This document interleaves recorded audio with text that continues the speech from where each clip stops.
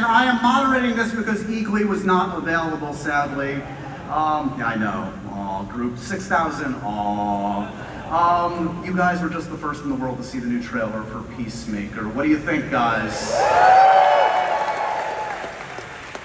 This is, of course, the next chapter in James Gunn's DCU. The series premieres August 21st on Max. 8 episodes. I've seen a lot of this, guys. The first season was amazing. Give it up for the first season, of course. The second season, you're not ready. You think you're ready, you're not ready. It's amazing. We have an amazing panel. Look at all these seats. Should we fill some seats and talk about Peacemaker, guys? All right, holy 6,000 of you. Give a warm welcome. We have 3 new cast members to introduce today. Give it up for Mr. Tim Meadows, everybody. Come on, Tim. Give it up for Sol Rodriguez, everybody. Sol Rodriguez, come on up. Here she is. Make her feel welcome. Of course, we have to have Frank Grillo here. Rick Flag is in the house. Give it up, Frank Grillo. Returning to Peacemaker, it's Steve Agee, everybody, come on. Vigilante himself is here. Freddie Stroma, come on out, buddy. Don't mess with this lady. Hardcore is here. Jennifer Holland, everybody, come on out.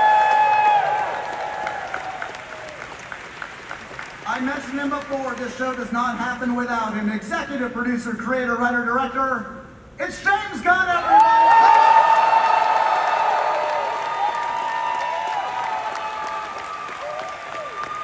I feel like I'm missing somebody. That's it? Oh, never mind. He's here? Alright, no, they can't. James, should you do the honors? You want to introduce him? Ladies and gentlemen, my friend, Peacemaker himself, Mr. John Cena!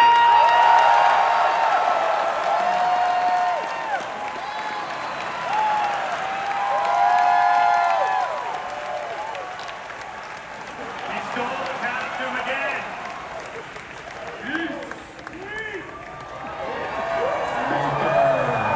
All right. Hello. Can we say that? I just want to say one thing real quick, that we are very sad because Danielle Brooks came down with a little, both she and I, we went out to dinner last night. She and I both ate something that didn't agree with us. I got over it by this morning, but she sadly was so excited to be here with everybody, and she couldn't come at the last minute, and so I'm so sorry, but Danielle's not here. But hopefully you guys... Chug.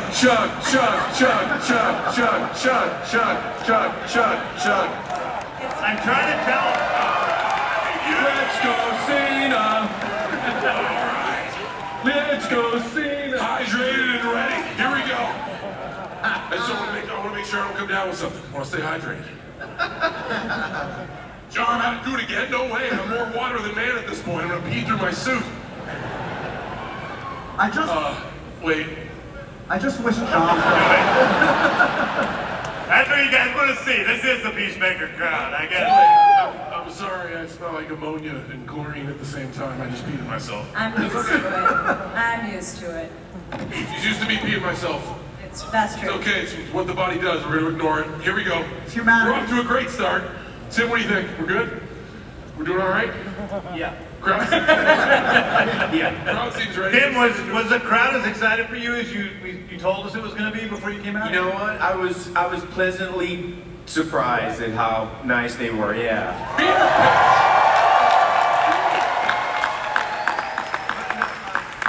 My only issue right now is I can't hear us. Like if there's like in rock and roll, they have monitors up front where the sound bounces back. So I'm going deaf. That's what I'm saying, everyone. Sorry. We can hear you at least. It's all good. I love you too, Mom. Usually I would imagine it's hard to get an actor, out of a costume. It seems like Mr. Cena here, like you live and breathe this. This is Comic-Con. This is where we're supposed to do this, right? I see a brilliant costume right there in the front row. Right on. Thank you so much. Appreciate you. And I had to borrow this again. James is kind enough to loan it to me. This one is not mine. It is a rental. He did not ask permission. Perspective is everything. This is borrowed with permission of James Gunn. So that's fine. Yep. So, Well, thank you. Thank you. Thank you, Tim's mom. Appreciate it. before we dive into this awesome new season, I do want to say, look, this is the first time, James, you've been in front of a crowd since Superman. I just want to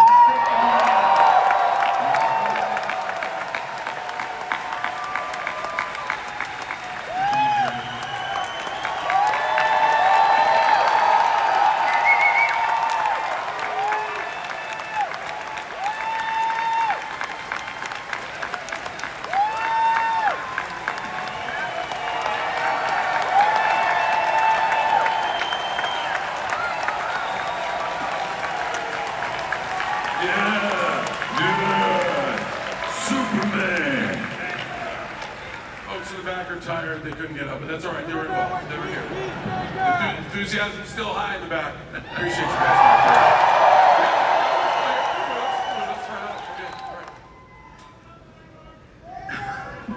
All right, lots of questions. Let's talk Peacemaker season 2. Everybody wants to know, okay, this season's obviously coming at a different stage of the DCU. How does this fit into your new DCU versus season 1? I mean, this really, the Superman ends at least directly into the show. The show happens a month after the events in Superman. There's a lot of the characters, return in the season of Peacemaker. In the very first episode, we have Guy Gardner and Girl Max. But there's a lot more as we go down the line. But it is definitely a part of the DCU now. Oh, look at that glowy Superman. That's cool. With the Peacemaker? With the Peacemaker helmet, loving the mashup. There's an Loving the amalgamation going on that I really dig. Sick remix. Well, I'd love to hear from any of you, what is unique about a Peacemaker set? You've all worked on different kind of productions. A James Gunn run Peacemaker show versus any of your other gigs. What's the most distinct difference? It's fun. No, it really is. It's very fun.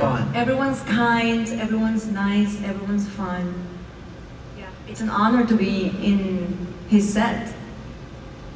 I'd say one of the things that's the most unique for me, and for a lot of people, I think, is that James improvs while he improv writes while we're filming, and so he's throwing us improv lines while we're shooting, and he just is having so much fun while he's doing it. He's laughing the entire time. We can't understand what he's saying most of the time because he's trying to get it through the laughter. But it's part of what they're talking about. It's a lot of fun. Talk to me a little bit about the big idea behind the season. Look, we know now that we are dealing with a parallel universe, James. Is that where it started in terms of like the big idea behind this? Yeah, I mean, this is really about now, one of the things I wanted to make sure we did was that I really like TV shows where the characters don't just return every season and they're the same exact characters. I want to see growth, I want to see change, and sometimes regression. And Peacemaker's a different guy this year. He's dealing with the demons he sort of uncovered from the first season and trying to deal with them, and the world is not accepting him the way he is. They aren't accepting him as a hero.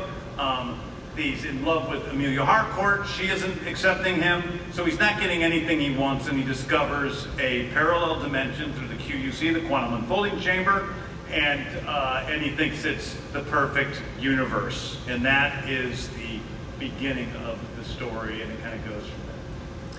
John, what would you say about where we find him at the start? I mean, obviously he went through some issues with Dad last season, to say the least. How's he doing at the outset of this season? I'm doing great. I applaud James, and I've said this before, I'll say it again. I think your ability to tell stories through super circumstances, but make material we can all relate to is important, because when we watch these larger than life characters go through their journey, that's something we want to root for, but it's even more something we get more enthusiastic about when it's a journey that we can relate to. And I don't ever want to tell the audience how to feel, but when I watch the trailer, what I see is someone who is going through a little bit of a rough patch in life, and thinks the grass might be greener on the other side. And that's a journey that a lot of us can relate to. So I think people will enjoy that lane of the season because it hits home. We've all thought that, man, the grass might be greener on the other side. So I think Peacemaker, Chris Smith is just going through a patch in his life where nothing's going right or very little is going right, and he thinks the grass is greener elsewhere. One big opportunity also by the idea behind the season is you get to play multiple versions. I mean, that's an acting challenge. What can you say about playing different versions of this character? Well, it's different than being invisible. James, I see right here, members of the audience may be under 18 years of age, so I will choose my words carefully. James effing hates the "you can't see me" jokes. I love them, but man, I do love them. I love them. You're paying for I am. Nobody's next to James Gunn. Why are they even in? It's just a floating helmet. What's going on? That's it. There it is. There it is. We can get it. That's the one. There it is. James Gunn next to John Cena. Ready? Look at that. Look at that. He's so frustrated. I love him. He doesn't like him so much. But multiple versions of myself is quite different than being invisible. Tell them about the vampire Seen version. in stereo. What's John, tell them about the vampire version. the vampire version of what? Of Peacemaker in the alternate universe. Vampire Peacemaker. Steve, I have a feeling you had a different experience. Someone blacked out. I don't Someone want to did not take get that the away memo. from you. I don't want to take that away from you, but I have a feeling you might have been. Is that why none of you guys were around when I was shooting? Yes. Because I had a different. Is Steve on a vampire show now? What's going on? It's a CW show, I think, from like 1997. Can we look? The elephant in the room. We all want to know about the opening credits. I mean, come on. Are you ready to spill? What can we expect? I mean, the iconic first season opening credits. How do you live up to that the second time around? Well, I mean, I think you start by not trying to overdo it because for the first season, one of the miraculous things about that opening credits was that nobody saw it coming. Like I was counting down the days to the day that we premiered, and people couldn't believe what they were seeing. Everybody knows there's a dance scene coming, so it isn't trying to one up the first season. It's bigger. It's a different vibe to it. It's a different song. New characters, great dancers like Great. Frank Grillo. Great. They're not very good at all. And the best dancer. Is that a dark day on set for you, Frank? What do you remember? Well, I remember it started, well, first of all, when I showed up, James thought it would be funny to plant my face on people's t-shirts. Oh, that's right. When I was on a soap opera. Artistic forever, the man. Guiding Light, and then they did it was a beautiful day for me. But no, the dancing started out as something I reluctantly did because I'm a very serious actor. And it turned into me being the best dancer on the stage. Anyway, it's not a big deal. Besides Frank, I do feel like, Jennifer, you're like the ringer in the group. It's almost like, we see your talent. It's kind of annoying. Come on, we get it. Is that like your favorite day on set versus Frank's least favorite? We have an amazing choreographer, Carissa Barton, who took James's idea and the vibe that he was going for and created something that was really special and really fun that we all got to do. So I did have an amazing time doing it.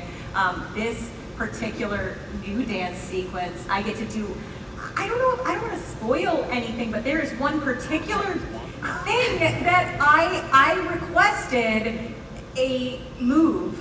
I didn't request to anyone other than the universe. I was like, universe, allow me to be able to do this move from this. What move is it? Can I say it? The New Mexico banana. It's okay. Yeah, do it. Don't say it. Don't say it. Are you ready, guys? Do it! Go ahead. We have painted ourselves into a corner. We did. We have not done this since we left set. It was like the last day we were on set. But I was like, universe, please allow me to do the lift from Dirty Dancing. I have to do a lift. Please, universe. And so I got to do a lift, and it was amazing. Did we ruin it? We're good? We can say that? Yeah, he you said can it. say It's that. out. It's Yeah. out. It's out. It's out. Yeah. James Gunn said I could say it. HBO Max. How is Harcourt doing this season? Has she mellowed out? Is she chill? Really, man? So from season 1 to season 2, the events that happen at the end of season 1, Adebayo outs Waller, that's really affected Harcourt in a huge way. She can't take it all out on her daughter, so she ruins my career and makes sure that I'm blacklisted and I'm not able to get a job. So I'm in a really bad place, and Harcourt particularly, her whole identity is her work. She doesn't know who she is without that. She's like, you know. I wonder which character I relate to the most. That's true. Honestly, I have never thought about that. That's so funny. Yeah, she does not know. She feels naked without her work. Really, like it's a really vulnerable place for her. So she is totally lost, and you kind of get to see how that manifests itself and the amount of sort of put on confidence that comes from that type of vulnerability in the type of person that Harcourt is. I think that's evidenced in some way by this clip we're going to show. This is pretty epic, guys. Strap in. I think this is the first episode, right, James? This is the very first episode, yeah. All right. Anything else to say, Dan? Should we just let them see No, this? I will say that Harcourt's having she had a rough couple things happen to her. She's not so happy, and so she goes to a bar. Nothing good And it happens. doesn't look like a great bar. Here we go. Roll it. Maybe my favorite day on set ever was that first day of that. Well, until we get to the final episode, we shot something on in episode 8. That was maybe my new favorite day on set. But man, that was a fun scene to shoot. Epic. I mean, I'm so lucky to have gotten to do that. Just the memory of that, and honestly, that I don't know what to say other than that. When I finished filming that, the most rewarding experience for me was the entire group of stuntmen and women that I work with in that sequence came up and they shook my hand and they said, "You are the best actress we've ever worked with. We're so proud to be a part of this incredible," and I was just like, "You guys, I feel like I'm being welcomed into a group that's just, I didn't get to be a part of. It was really amazing." Dirty dancing dreams and fight scenes. What more can you ask for? I don't need to work again. I don't actually delete that. I'm sorry. Get it started. Freddie, let's talk. Vigilante, an amazing performance. Who do you think is more loyal to Peacemaker, Agee or Vigilante? Are you feel competitive with Agee? Oh, that's fun. Yeah. Well, I have to say Vigilante. I'm going to say Vigilante because maybe Agee will, go and get some food or maybe have some time to himself. But Vigilante will literally drop anything to go and help Peacemaker. So I'm going to say Vigilante. Why not? What do you think? Yeah, Eagly's way less codependent than Vigilante. Yeah, I need him. Second season versus the first, did it feel like a drastically different experience for you for this character? What are your happiest memories of this season? I mean, character-wise, I don't think so. Yeah, he's the only character that doesn't change. Yes, it was pretty similar. So it's just a character that I love playing, and I got to continue doing that, which is just a dream, really. Talking about consistency, Steve, you're like becoming like the Nick Fury of like the DCU. You're just popping up everywhere. Say what? Yeah. Yeah, I got some pretty intense computer hacking scenes in this season, guys. What's it like now to go back and front? Obviously, the Creature Commandos as well, back to live action, popping up in these different incarnations. That's going to be a badge of honor for you and Economos. It's amazing, and I get to pay my rent for a few more minutes. Can't thank James enough for this gig. How do you think Economos is balancing the relationship between Argus and the 11th Street Kids this season? He's a little torn. I mean, I'm working for this monster right here for a lot of this season, and I mean, we all know his relationship with Peacemaker by this point, and So yeah, I'm kind of walking a very thin line this season. Mr. Frank Grillo, let's talk. Yes. We're so excited. I think I speak on behalf of everybody that you are a part of this. Of course you're a part of this. You have to be. Come on, Frank Grillo, everybody. Look, we got a taste of him. Obviously, Creature Commandos, Superman, but we're seeing Rick in a different context here. Talk to me a little bit about approaching this character. Yeah, I mean, James, when we spoke early on, it was, this evolution of Flag, and but consistently driven by the same thing, which is pretty much revenge for his dead son. Speaking of which, where are my sons? Are they here? My guys? Fellas? Where? Wow, let me have the high voice. Are you talking about Joel Kinnaman, or are you talking about... We're going to have to talk, if that's really my son. But yeah, it's driven by this thing where he is now in a position to finally get his hands on Peacemaker. Yeah. So, and I think we saw that he does get his hands on Peacemaker over and over again, and I don't think he does much to me. So. Welcome to Peacemaker, a new addition to the cast. Yes, give it up. Sasha Bordeaux is a character I'm sure some in this room know, familiar in the comics. What's it like to, you go to the comic book material, intimidating to kind of be the first to bring this character to life, or what? Absolutely. It's such an honor to be part of this show and play Sasha. I did all the research I could do online and talked to James. I actually drafted a very, very long paragraph to send to James once before starting filming. It was so long that you could scroll several times down, and I was about to hit send, and I was like, he's gonna fire me if I send this to him. He's too busy right now to deal with this. So I kind of, I did my thing, and I was waiting for him to let me know if I was on the right track, and I think Wait, what did it say? A lot of questions about the character. Oh, I wouldn't have minded. Read it now. It was No, I've seen it.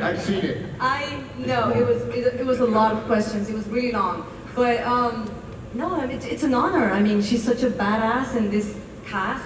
I mean, come on, look at these people. They're icons, and to work with James. Is an absolute dream, and nobody lies when they say he doesn't hire assholes. Everyone on set is so kind, very happy to be there, except for Frank. I have a no assholes policy Except for Frank. risk, except for Frank. Really. He's so And talented. my children are here. They know. For them. James, how do you decide who to pluck from the comics, like Sasha Bordeaux, to say that's a character that makes sense in this world? Well, Sasha's a character I like in the comics, and I wanted somebody who maybe had a little bit of a metahuman tinge and something that was a little bit different. And also it's just, I guess I was just thinking about Sasha Bordeaux when I was writing that page. Yeah. All right. Talking about amazing casts, Tim Meadows, everybody, come on.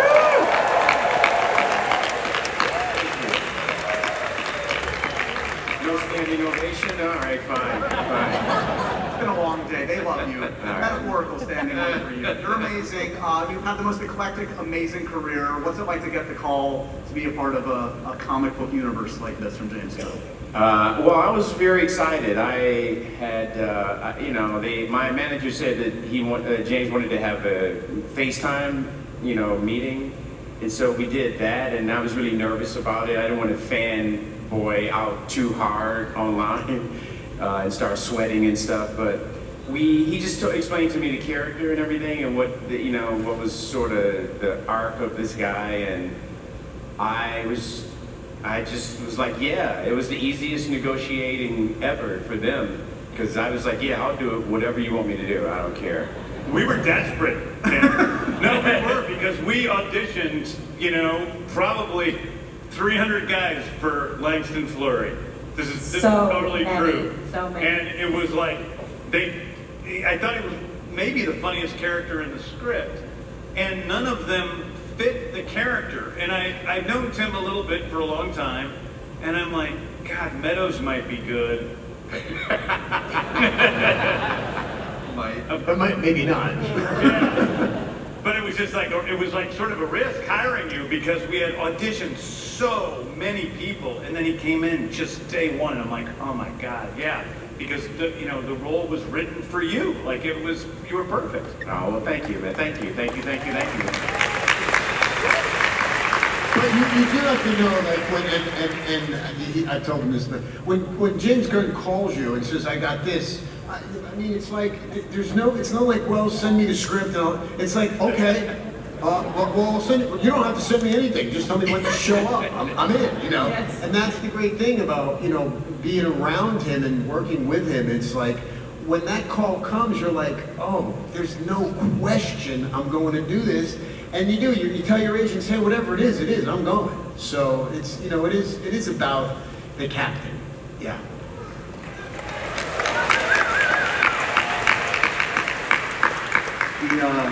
The only thing better than talking about this eclectic cast is seeing them in action. This clip actually features a bunch of folks here, including Tim, Steve, and some others. Let's take another first look at Peacemaker Season 2, guys.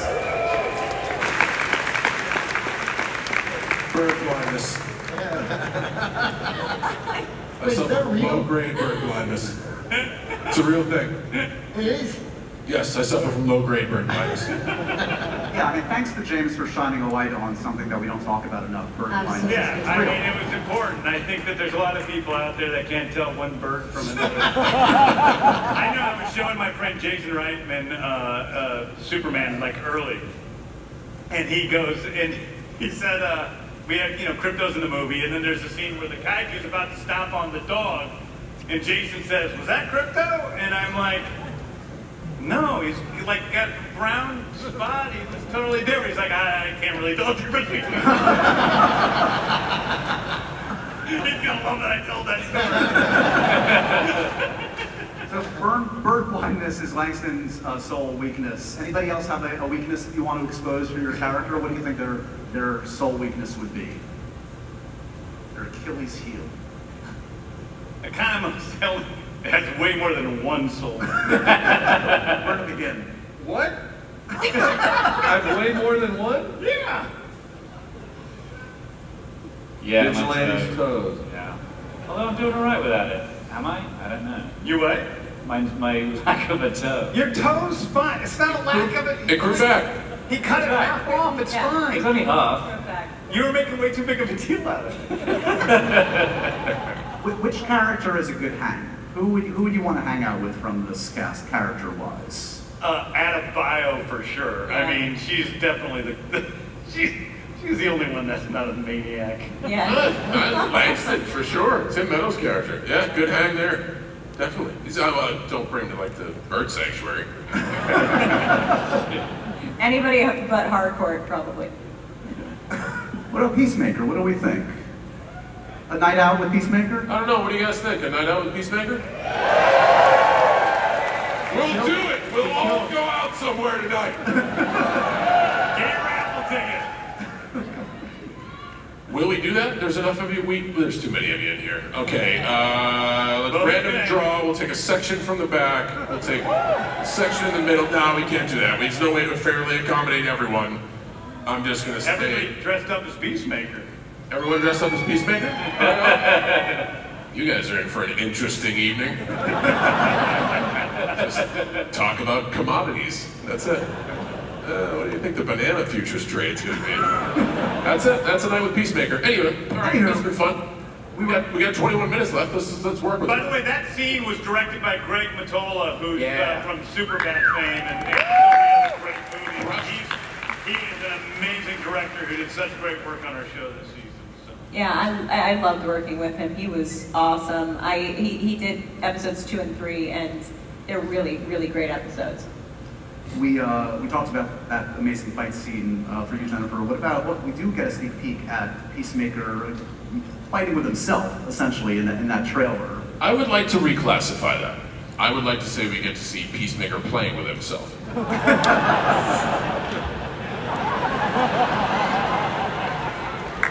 So charming. To a very exciting finish.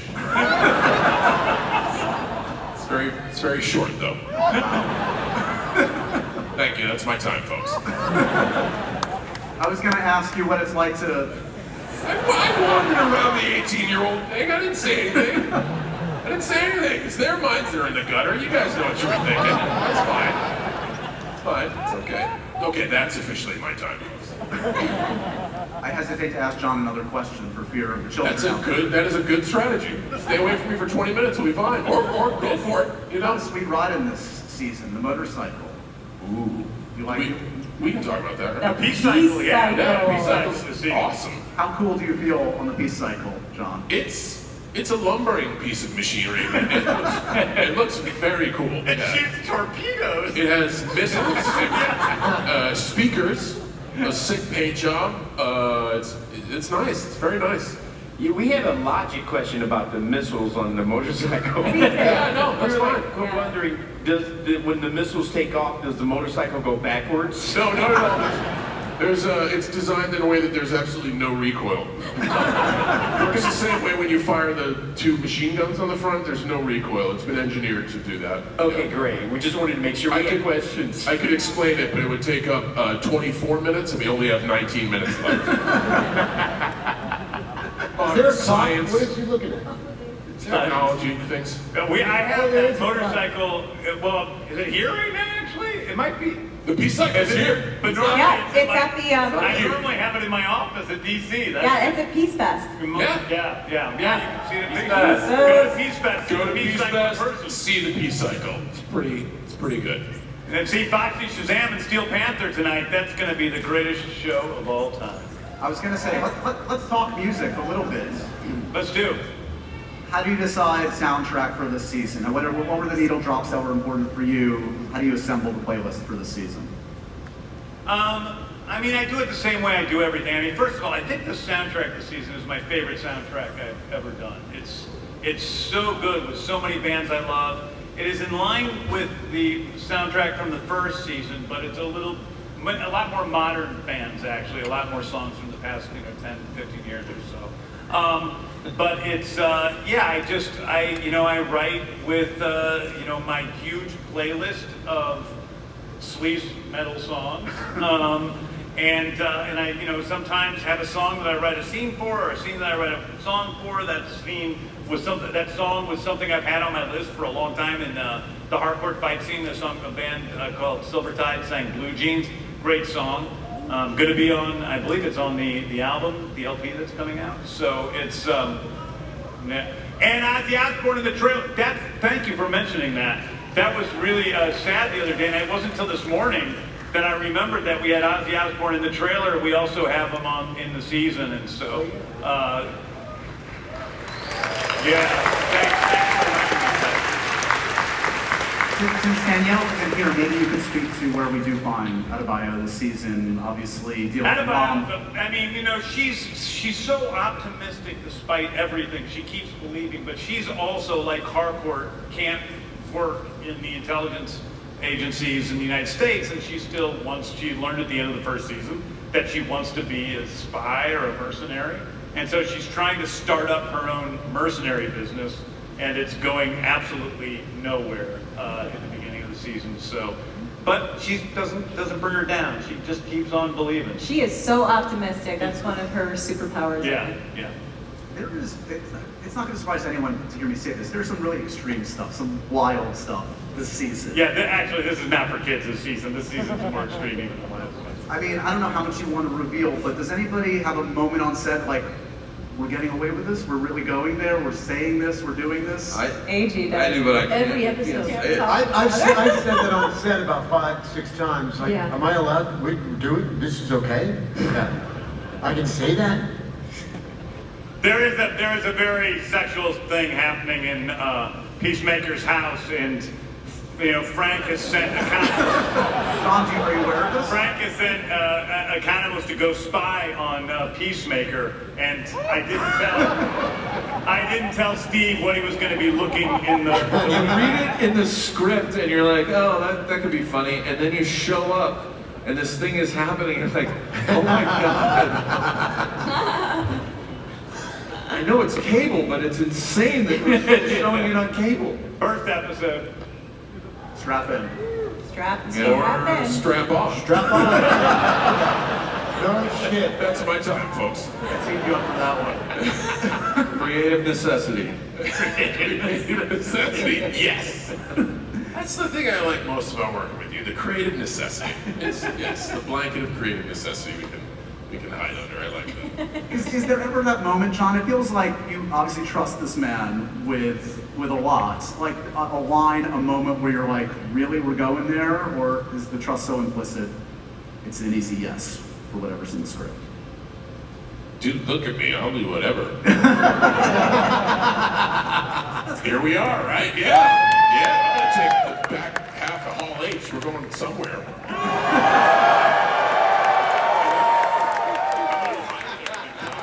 Promotion for Peacemaker Season 2 only on HBO Max on August 21st, but we're just gonna go out and rip through San Diego. They have no idea. There's not enough hot sauce in this city to contain us. No, I'll do anything. Almost anything. Yeah. I think James takes advantage of that a lot. Yeah. Yeah. Cool. That's why we're good. That's why we're great. Now, listen, John's the best. I mean, he really does. He will try anything, and he's just really open. And for a guy who is as famous as John Cena is, which, let's face it, he's one of the most famous people in the world. He has no ego whatsoever. He is there to do. This is true. He got naked at the Academy Awards. And this is the guy's honest truth. Now he gets very silly when he's on. Hold on. He gets very silly when he's on stage. But the truth is John Cena turns in an amazing performance this season. And I saw him through season 1, and then I came back to do this season a couple of years later, and I honestly couldn't believe what he was capable of and how much he had grown as an actor in those 2 years. And you guys are in for something incredibly special this season because of the work of all of these actors, but especially John. It's really, really something to see. And this is my favorite, everyone knows, this is my favorite thing in the world, you know? I love this show so much, and I especially love these people here that I'm up here on stage with. This is the best group of people in the world, and they are all, except for Frank. And they're all, but really, this show is just a complete joy to me, and I'm so grateful that I have these people, you know, walking beside me as we do this. And today has been the most fun day I've had in, you know, a year.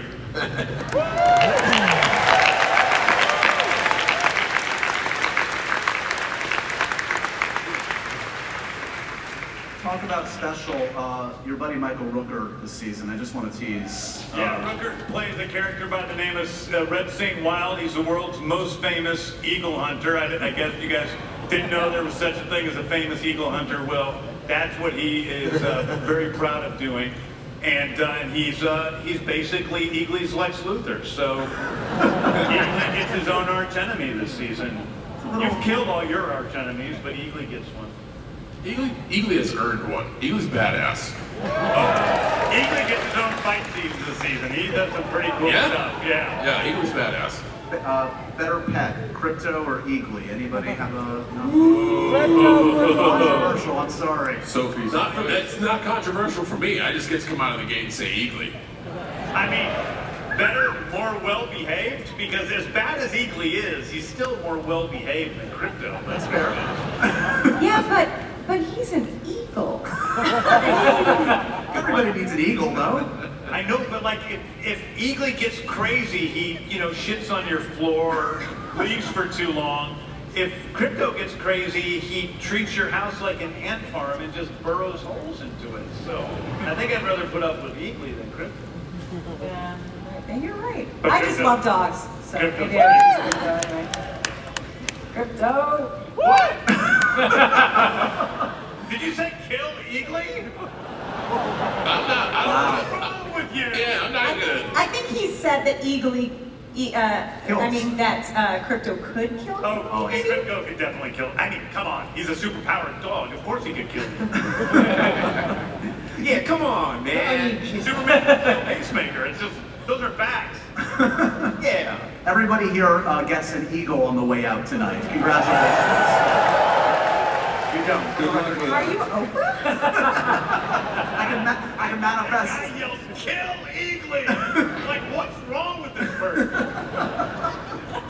Only the best in Hall H, always. Talk to me. It's no spoiler to say now. We do know that there are a few characters from Superman in this season. Yes. I don't know. Cool to get them in the mix. To get Guy Gardner, Hawk Girl, Maxwell Ward in the mix. Anytime I can make Nathan have to put up that stupid haircut, I'm really. So, he's here this week, and I'm gonna see him tonight. But they're in it, and Isabella's just such a joy to be around, and maybe there's a couple other people wandering around these halls that are in Superman, but are also in Peacemaker season 2. Does anybody want to make a pitch? You've got the head honcho for a spin-off for your character. Do you want to make the pitch for the Economos solo series, Steve, or? Yes, sir, James. I had a pitch for the Economos and Vigilante, like a buddy comedy. I thought that would be really fun. Yeah, I agree. that is the way in which Vigilante has changed, Freddie, because he has started to move some of his obsession of Peacemaker over to an obsession of Economos. So he now has these two male figures who he's totally obsessed with, and he calls Economos every single day. Yeah. You get to see both of them get really annoyed with me. Yeah. Right. Do we want to, as we wrap up, one final tease? Favorite episode? What's the one to? I mean, they're all great. I've seen 5 of them, but what's the one to look out for? 6. 6? Is that what you said? 6, yeah. I said And 6. 8. I mean, 8. both 6 and 8. I guess 8. it would be between Yeah. those two. I would say number 1. I was shocked by number 1. One's great. Yeah, 1 was like it. My mind was blown. I was like, I can't believe we're getting away I know. with all of this stuff. But You wait, hadn't you seen it. haven't seen 8 yet, right? We read it. Who directed 8? I forget. Who directed 8? James. Me. James. This is so true, and I'm sorry. Wait, who directed 6? 6 you said. James. Oh, right. This is so bad. See what Last this- night I was sitting with Frank and I go, we're going, oh, he's like, oh, the season's so great. I'm like, yeah, I really like the season. I love it so much. I'm like, I especially love episodes 1, 6, and 8. And Frank goes, those are the episodes you directed. But I'm the asshole.